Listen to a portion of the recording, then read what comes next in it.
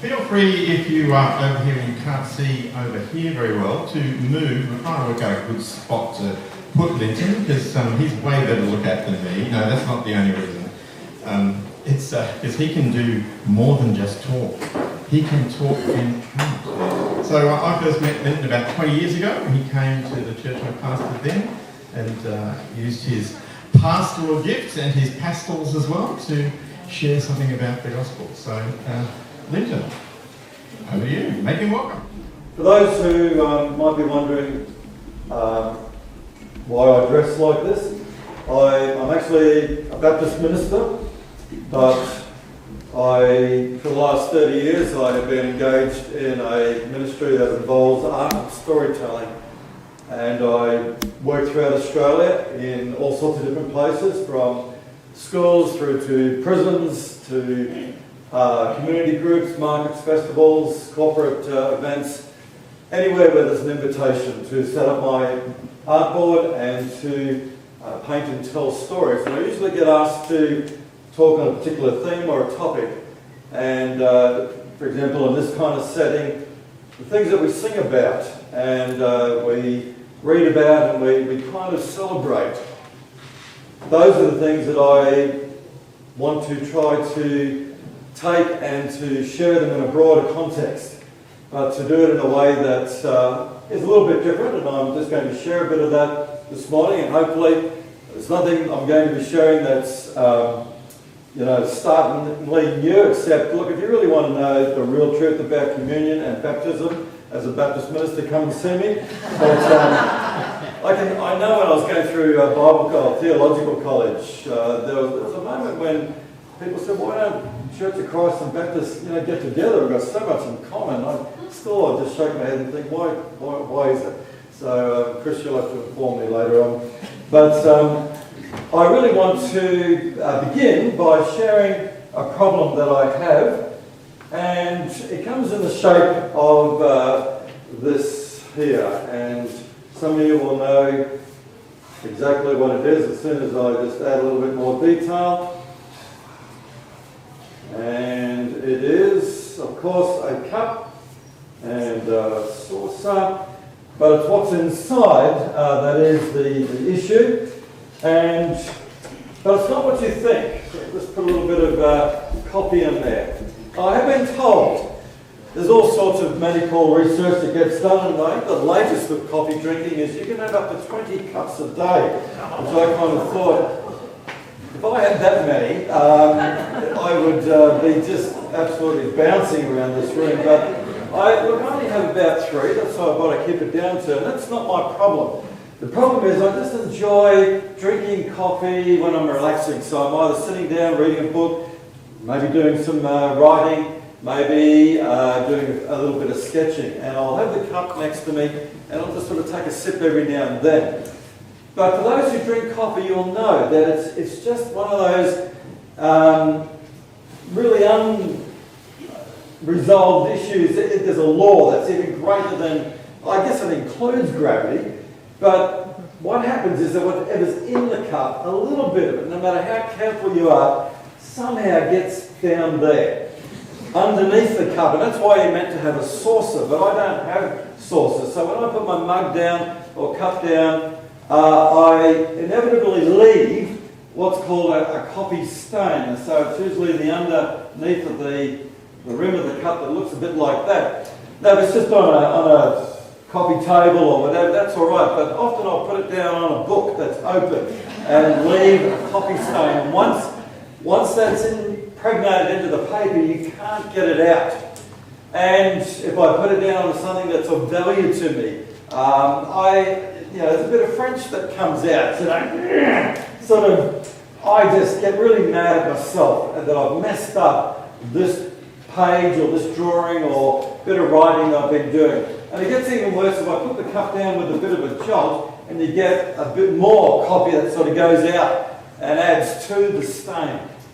But before I beat up on myself too much, I just take a breath and I remind myself of an art gallery that I visited many years ago when I moved to Melbourne, because I am a Queenslander. I'll talk a little bit more about that in a minute. Moved down to Melbourne, And where you have lots of interesting galleries and art exhibitions.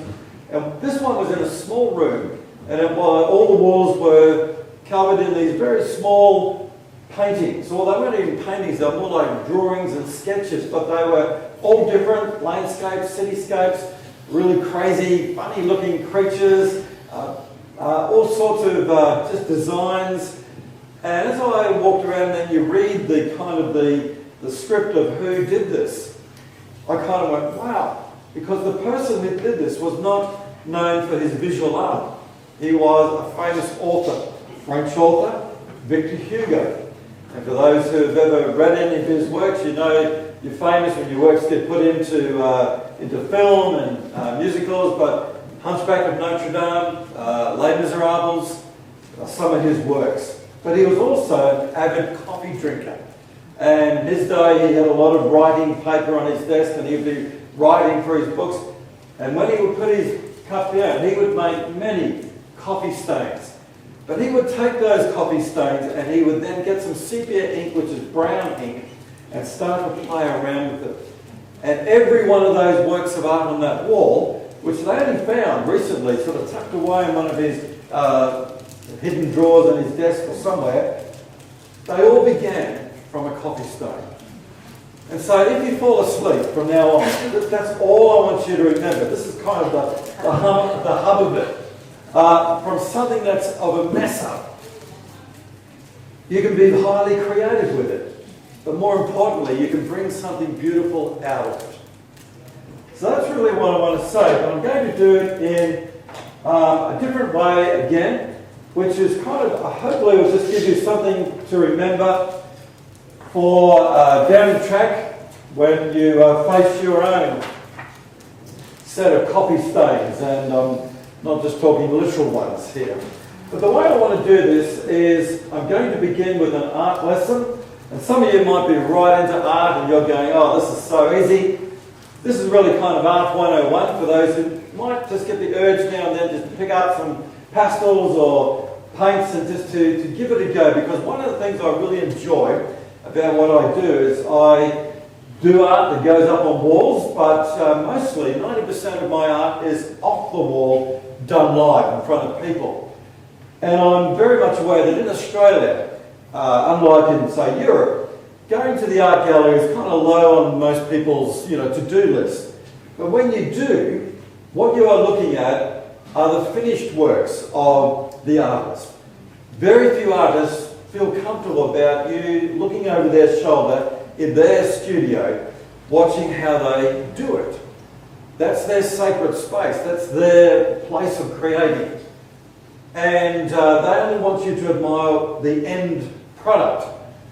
And that's why for a lot of people it's kind of mystifying. How do you start? How do you kind of layer? How do you put the colours on? So what I enjoy, even though I know most of my art, all my art, that will never end up in the Victorian Art Gallery, that's okay, because for me, the public space is my art gallery. And I enjoy people just watching a little bit about how you start, how you kind of get the thing going and get to the end.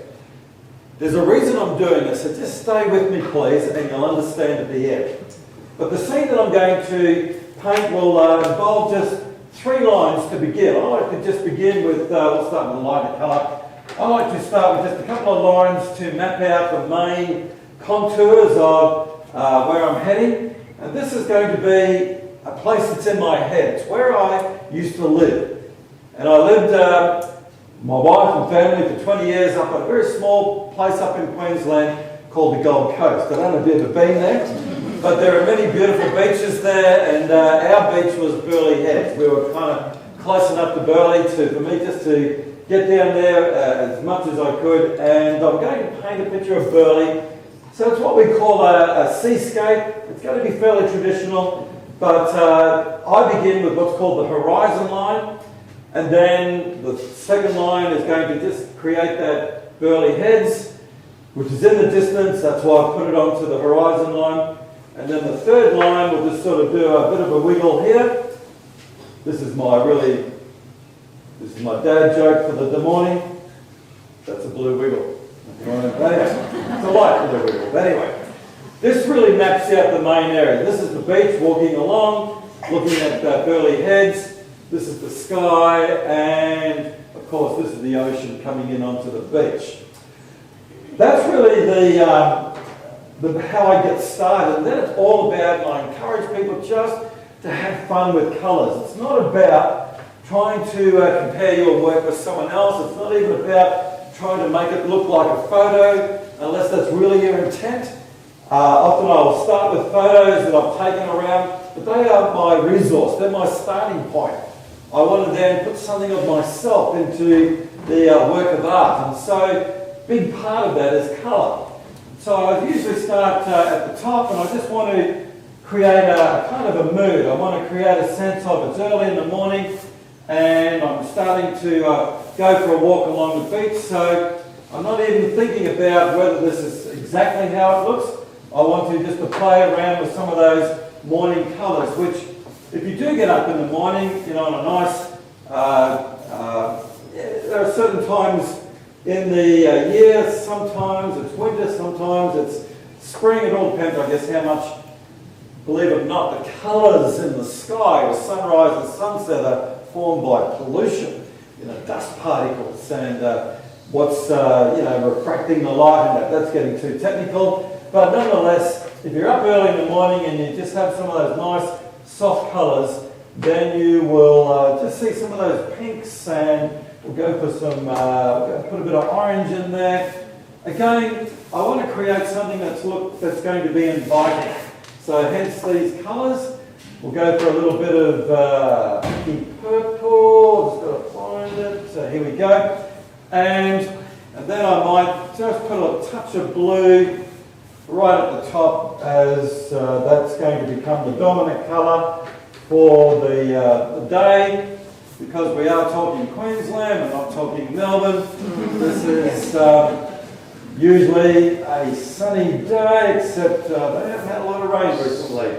But there we go. That's kind of just playing around. It's really just using, it's kind of using that part of your, I don't like dividing the brain into right and left, though. We use it all, we just tend to maybe use parts of it more than others. But it's that sense of feel and intuition, and what kind of creates a mood, rather than looking at it technically and objectively and rationally. And please, whenever you do your art, don't go down that critical road too much, where you go, oh, this just looks terrible, it's not as good as, and you're comparing it with someone else, like not Michelangelo, he wasn't,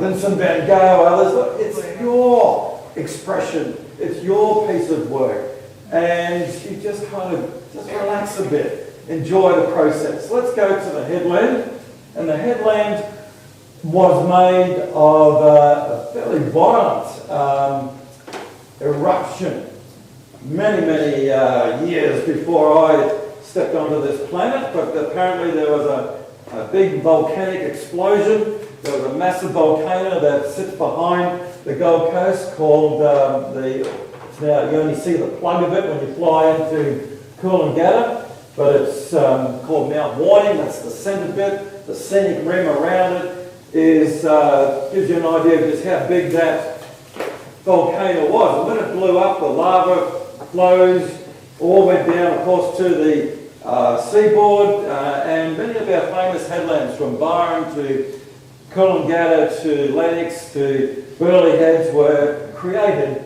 by those lava flows.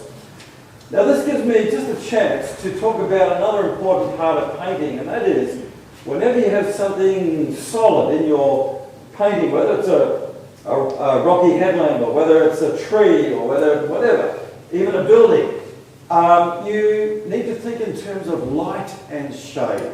That interplay of light and shade is always what sort of breathes life into a painting.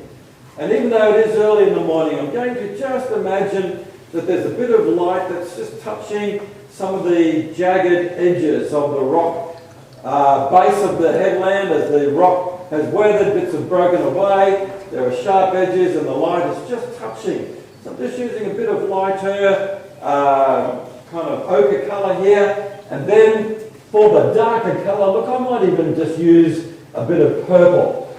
You could use dark brown, but I, again, just like to just play around with some colour. So we'll just put a little bit of darker colour there, just for that interplay. I'm not worrying about a lot of detail because the headland is in the distance. And we're not going to see a lot of the detail as you might see when you get closer to it.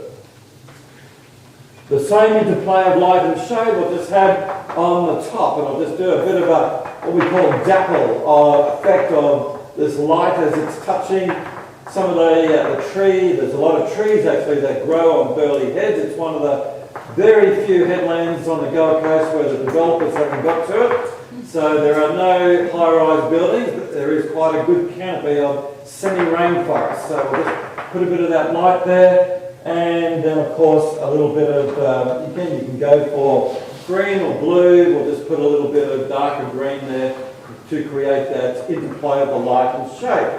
And that's really all I'm going to do. I could spend a lot more time, but just to give you an idea of that aspect of light and shade as we move down to the beach. And the beach is renowned. It's one of the famous beaches on the coast, so we'll have that nice goldy ochre sort of light sandy colour. I dropped my pastel, that's all right. And then this comes to another little part of painting which I'm going to share with you. Whatever area you are working on, use more than one colour. Use at least 3.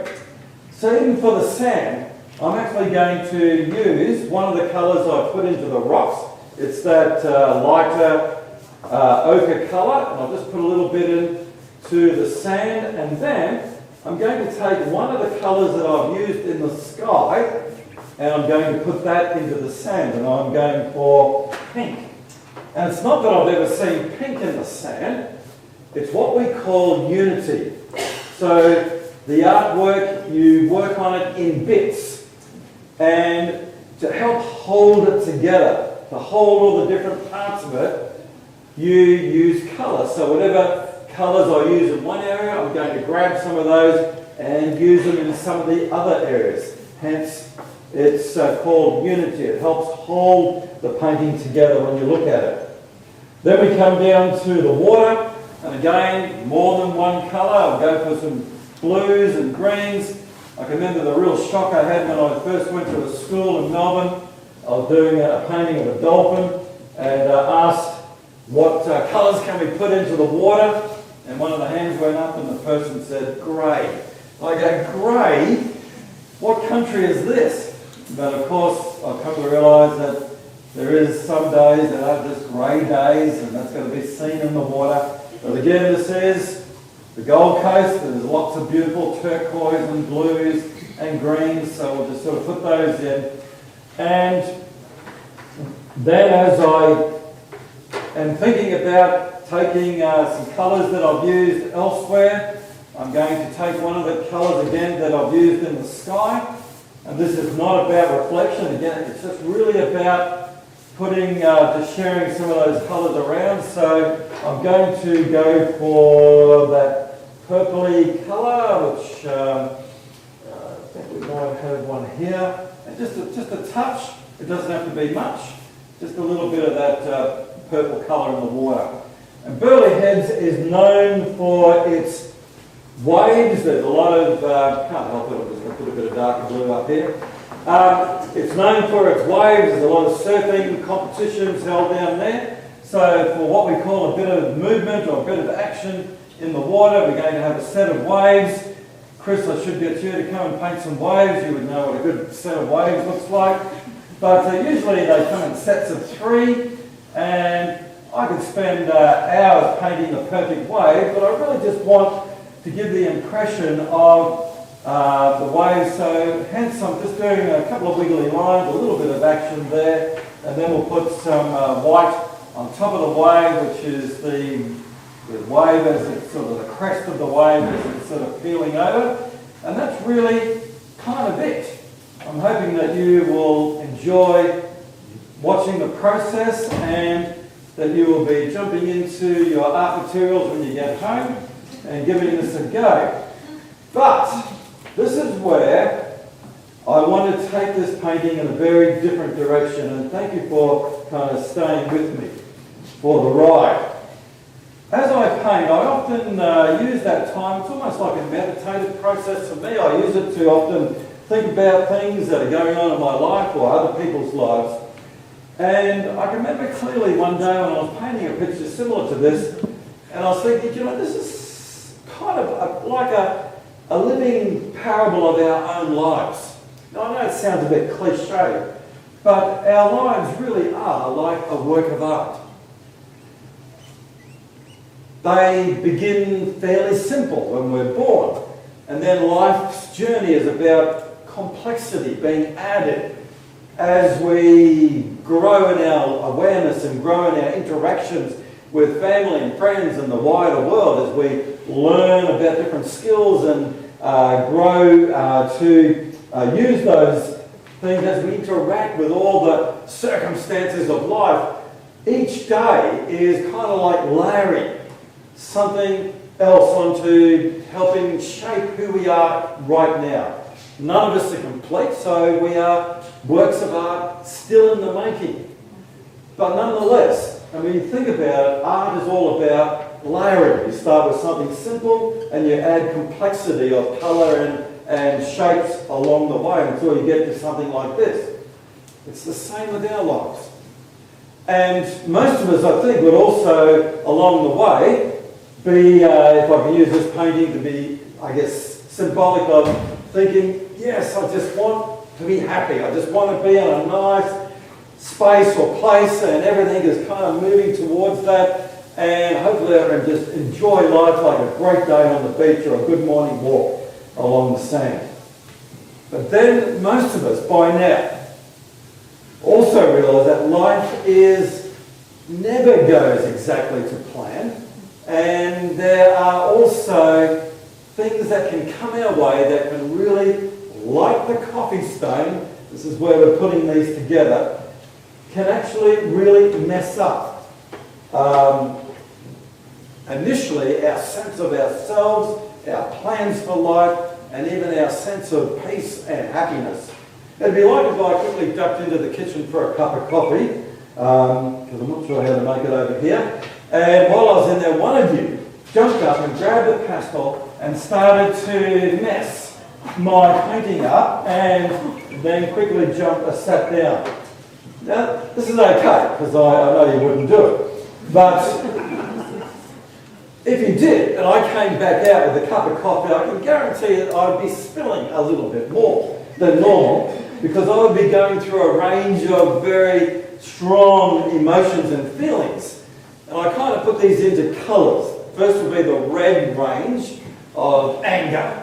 I'd want to find out whoever it was and do a bit of painting on them. But then there'd be the blue range, where I'd move into that kind of anxiety and you know, wow, that really hurts, because I put a bit of myself into my art, and if someone messes with my painting, I take it personally. And I'd be feeling really, really depressed and really, you know, kind of very down about that. And then I would move to the only colour I can use is the grey, because the grey is kind of how I would feel when I moved to this stage, which was for many years my go-to emotion and place, and that was, I give up. What's the point when things go wrong? What's the point of trying? What's the point of trying to do something really well, and, you know, just stuff happens and it gets all messed up, and then I start looking around. It's obviously got to be better elsewhere. The grass has got to be greener somewhere else. Circumstances have got to be more friendly elsewhere, so I'm going to look for somewhere else to go.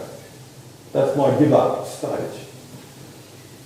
Now those reactions I think are quite normal. They're just our normal instinctive human reactions. But as people of faith, we are encouraged to go to another level. And it's not just being creative. It is a level which I will explain shortly, that I'm going to now try to illustrate and then just share my final words with it. And what I'm going to do is I'm not going to kind of start again. I haven't got time. I'm not going to try and rub these out. I can't. I'm actually going to embrace these mess-ups, and I'm going to work them into the painting and turn this painting into one which I think is even better than before I messed it up. I'm just going to play a song from a gentleman up he lives on the Sunshine Coast, which is north of Brisbane.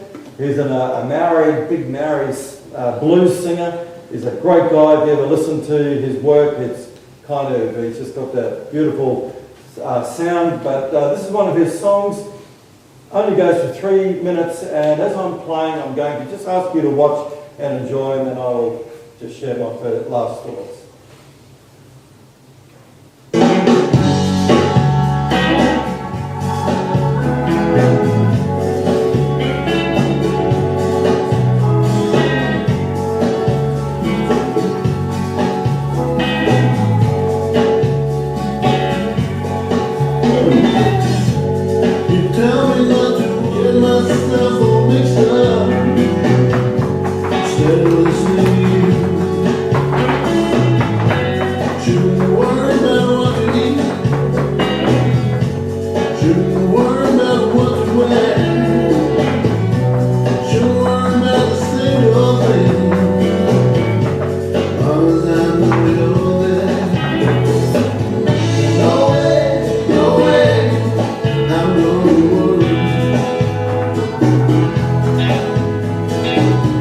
I know